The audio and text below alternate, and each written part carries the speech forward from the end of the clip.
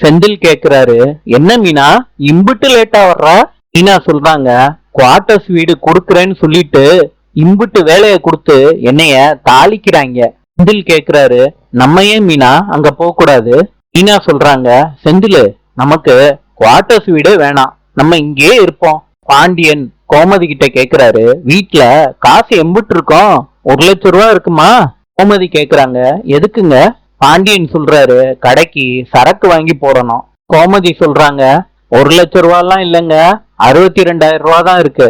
பாண்டியன் சொல்றாரு, விடு கோமதி, நான் வேற யாருக்கிட்டயாவது வாங்கிக்கிறேன். மீனா இத கேட்டுட்டு சொல்றாங்க, மாமா நீங்க கொடுத்த 10,00,000 ரூபா பணம் அப்படியே தான் இருக்கு, அதை நான் கொடுக்கவா?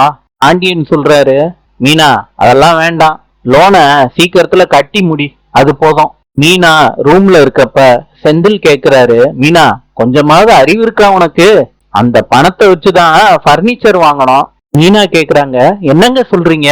செந்தில் சொல்றாரு, குவார்டர்ஸ் வீடுக்கு பர்னிச்சர் வாங்கணும்ல. மீனா சொல்றாங்க, என்னங்க உங்களுக்கு இருக்க பிடிக்கலாட்டி நீங்க வேணா அங்க போங்க, நான் இங்கதான் இருப்பேன் அப்படின்னு சொல்லிட்டு மீனா வேகமா போறாங்க. செந்தில் அதிர்ச்சி ஆயிடுறாரு. நாளை சந்திப்போம்.